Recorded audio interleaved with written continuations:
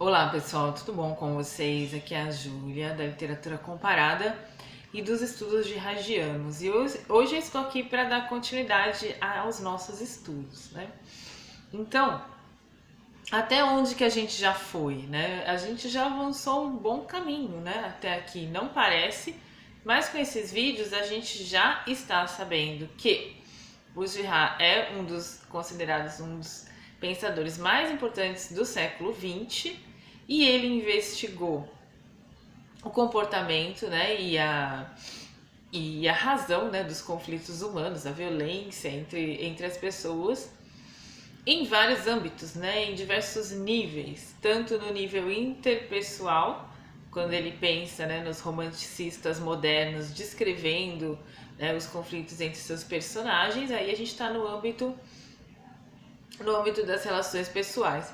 Mas ele também pensou isso no âmbito das relações sociais, né, de como as primeiras sociedades também deveriam e enfrentaram, né, essa questão da violência que pode ser muito contagiosa, né, que pode começar com uma disputa entre duas pessoas e se alastrar, né, e gerar uma crise social.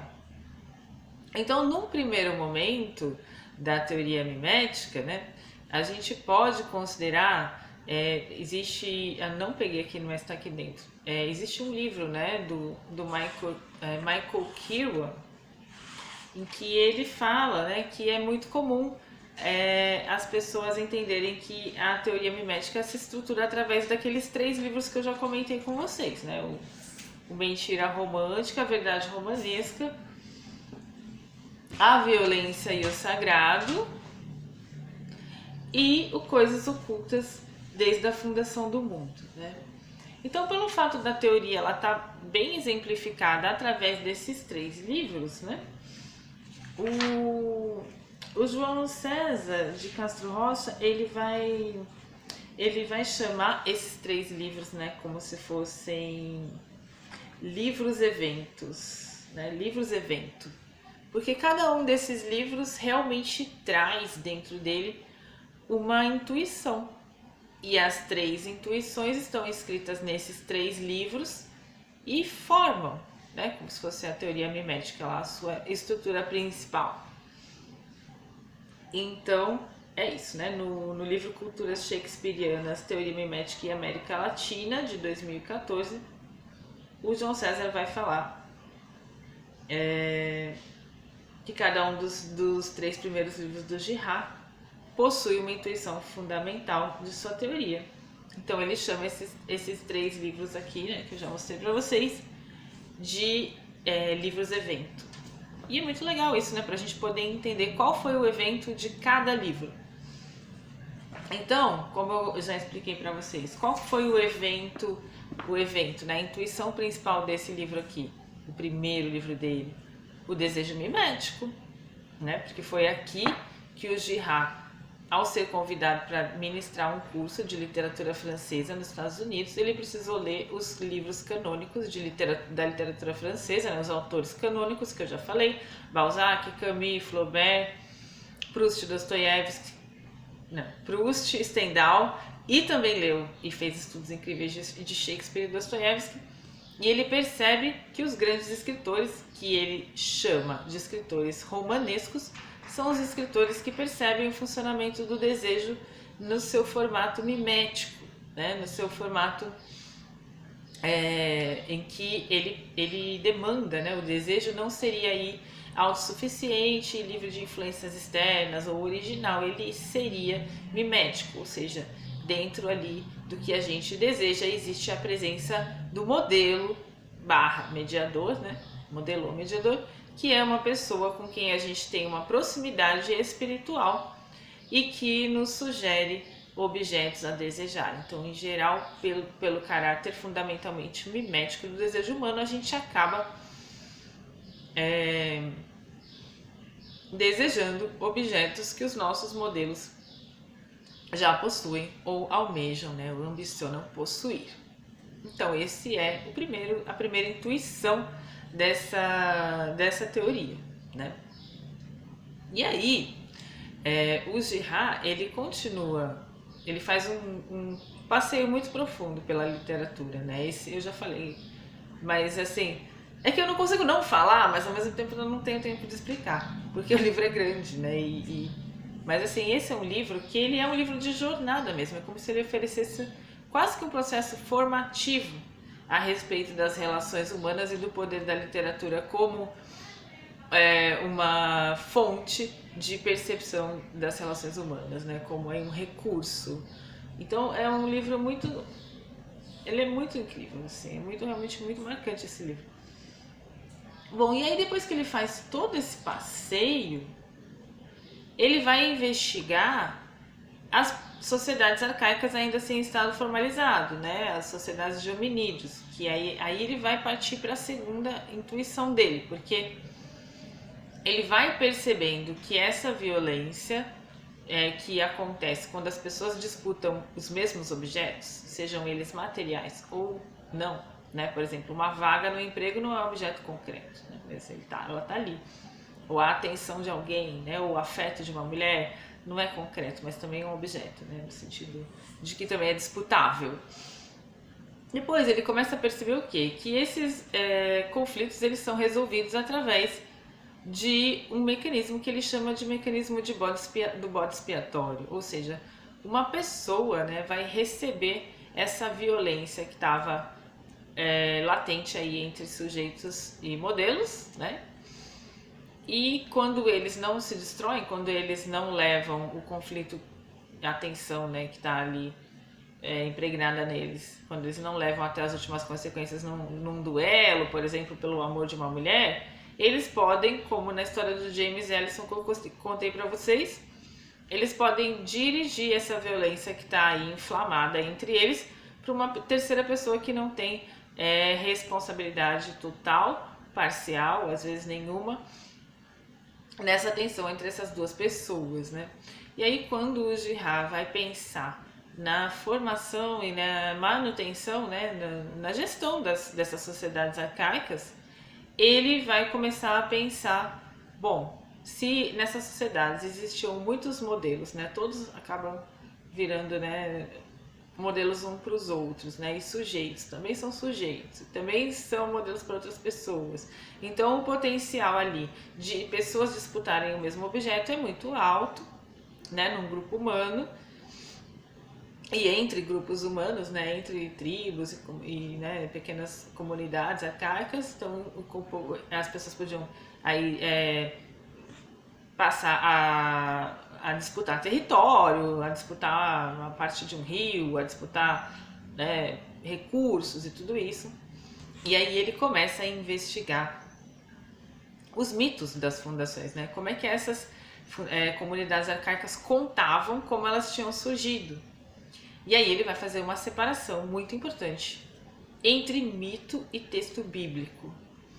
E esse é um dos caminhos, né, de leitura e de pesquisa que o Girard faz, que vai iniciar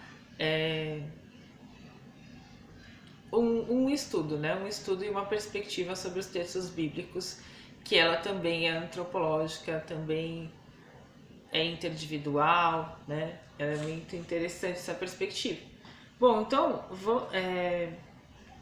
eu estava explicando para vocês ontem, né, que quando existe um conflito dentro de um grupo, muitas vezes uma pessoa é escolhida como a culpada, né, a suposta culpada daquela crise social.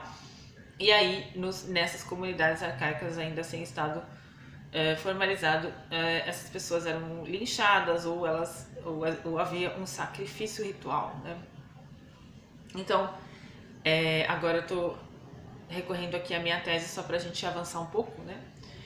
Através de um assassinato, de um sacrifício ou de um linchamento, a violência social de todos contra todos, né? Quando estava todo mundo já naquele conflito contagioso, efervescente, é contida. Mas isso ocorre à custa de um desconhecimento sobre a inocência da vítima. Por isso, Girard propõe o termo méconnaissance como um fator indispensável ao ritual. A vítima é considerada culpada pela crise social que foi desencadeada, mas de fato ela não pode ser responsável pela crise isoladamente, já que os conflitos são motivados pela rivalidade mimética e pela violência de todos os integrantes do grupo. Então, muitas vezes essa vítima, né, essa pessoa que acaba imolada, que acaba linchada, ela não foi a fonte de todo o mal, né? Ela foi considerada, né, culpada, mas não quer dizer que ela tenha toda a culpa ou responsabilidade, porque aquele conflito vem de rivalidades miméticas, vem da violência de integrantes desse grupo, né? Então, o Gerard diz o seguinte: é a comunidade inteira que o sacrifício protege de sua própria violência. É a comunidade inteira que se encontra, assim, direcionada para vítimas exteriores. Então, quando as pessoas, né, numa comunidade arcaica, matam alguém, ou matam um inocente, para resolver uma tensão social que estava ali, né, borbulhando, assim, elas estão cometendo um crime, né, um assassinato, um sacrifício. E só que o ritual meio que torna isso como se fosse possível, né, de acontecer, legitimado, assim. A crença de que o sacrifício deve ser feito, né, para acalmar a ira de um deus, por exemplo, esconde a violência de cada integrante do grupo, que é facilmente ativada durante um conflito mimético, como, por exemplo, a disputa por um objeto, um momento de crise social como uma seca, uma inundação ou uma peste, em que alguém pode ser acusado como culpado da crise e, por isso, pode ser linchado como forma de expiação. Então, da mesma forma que a gente tem o bode expiatório, né, um sacerdote colocando a mão naquele bode e considerando que ele que vai expurgar, né, que ele vai carregar os pecados de toda uma comunidade lá e vai para o deserto e vai levar os pecados longe, né? É a mesma lógica do ritual, né, de matar alguém para responsabilizar alguém por uma crise social, né? E aí dirigir todas as violências de todas as pessoas, né, para aquela pessoa, para aquele assassinato. E aí depois sentir, nossa, não, a gente se acalmou agora que alguém morreu, lógico, mas foi uma pessoa inocente que morreu.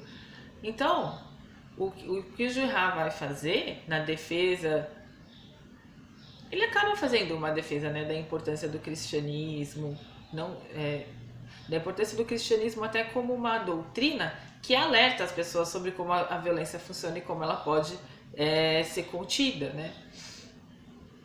Então, nesse estudo do cristianismo, o Juha vai diferenciar mito e texto bíblico, né? E, através desse conceito que ele faz, que ele usa, que é a méconnaissance, que é o desconhecimento. Então, nos mitos, as pessoas admitem que a pessoa que foi assassinada era culpada mesmo pela crise.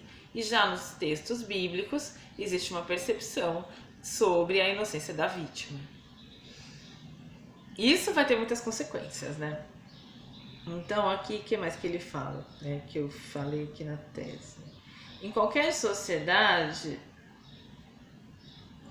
o assassinato, o sacrifício ou o linchamento de uma vítima inocente provocaria o desejo de vingança por parte de amigos e familiares dessa pessoa que tivesse sido assassinada, né, ou linchada. E aí, esses parentes iam querer vingança. Então, quer dizer, isso vai virar um ciclo contínuo de vingança, né? Se você chega na minha fazenda, mata meu irmão, eu vou lá na sua fazenda matar seu irmão. E aí essas famílias ficam brigando ad infinito, né? E aí, o que acontece?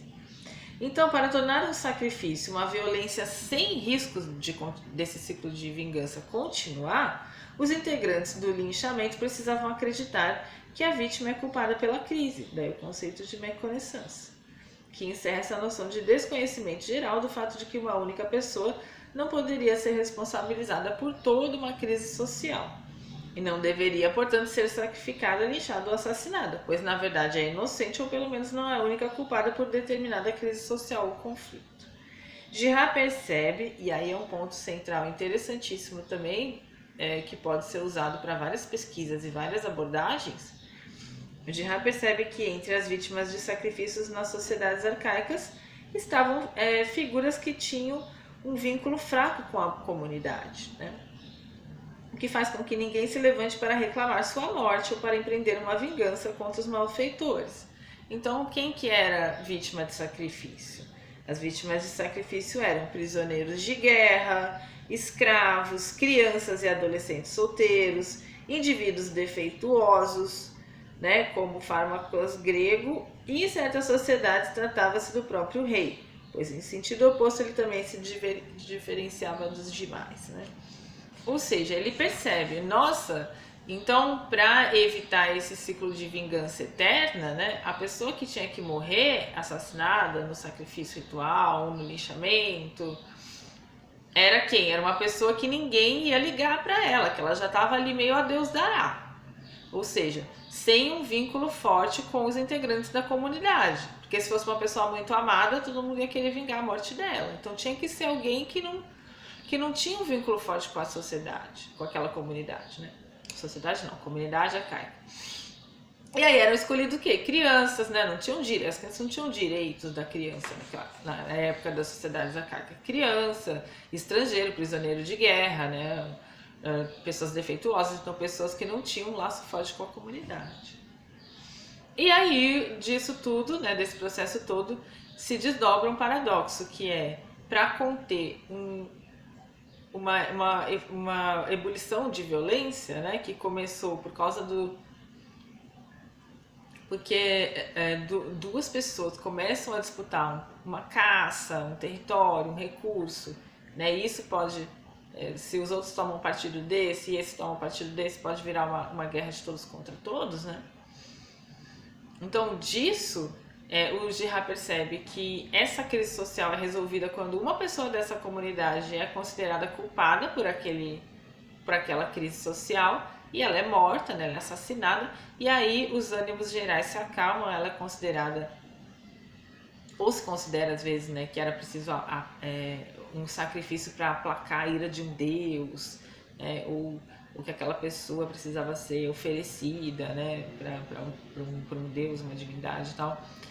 E aí o Girard vai falar assim, bom, a diferença é que quando a gente tem as histórias de como essas comunidades apareceram, elas mesmas contam que foi através, muitas vezes, de um linchamento, de um sacrifício, né, da expulsão de alguém, e nos mitos, isso nos mitos, né? Mas aí o Girard vai falar assim, já na Bíblia não, você tem todo o entendimento de que muitas vezes os inocentes pagam e recebem a violência sem merecer aquele tanto de violência, né? E aí o paradoxo para conter esse evento violento dessa crise social, usa-se um mecanismo também violento, que é assassinato, linchamento, né, o sacrifício de uma pessoa inocente. Então, um primeiro paradoxo demonstrado do Girard é essa ambivalência do poder agregador e desagregador da mímese. Né, porque a mímese pode agregar todo mundo compartilhando os mesmos códigos, todo mundo convivendo em sociedade, falando a mesma língua, né? Tudo isso se admirando, sendo modelos um para o outro. E ao mesmo tempo desagregador, porque aí as pessoas começam a competir pelas mesmas coisas, entram naquela zona de rancor, de raiva, de ódio, de ciúme, de inveja e se entram em conflito, e para aplacar esse conflito vem o quê? Um mecanismo também violento, que é a morte ou a expulsão de alguém do grupo, né? O linchamento, o assassinato, etc. Então, buscando conter possíveis crises sociais que começam entre dois ou mais indivíduos e escalam contagiando toda a comunidade e inflamando os nervos de todos, linchar apenas uma vítima que não tenha uma família por trás de si para vingar sua morte e continuar o ciclo de violência parece ter sido uma forma de controle da violência social endógena, encontrada pelas civilizações arcaicas ainda sem estado formalizado, para evitar que todos destruam a todos, envolvidos e contagiados pela violência mimética. O principal problema do bode expiatório é que é uma vítima inocente que é assassinada por uma coletividade, por toda uma comunidade, sem ter tido culpa do que é acusada e sem poder se defender. Não tinha, né, tribunal nessa época. A vítima é considerada culpada em diversas narrativas sobre a fundação de sociedades arcaicas. E percebendo isso, Girard discute a diferença entre mito arcaico e texto bíblico em sua terceira intuição. Então, na terceira intuição, a gente já vai começar a entrar na leitura que o Girard faz do texto bíblico e da Bíblia. Espero que vocês estejam gostando e até a próxima!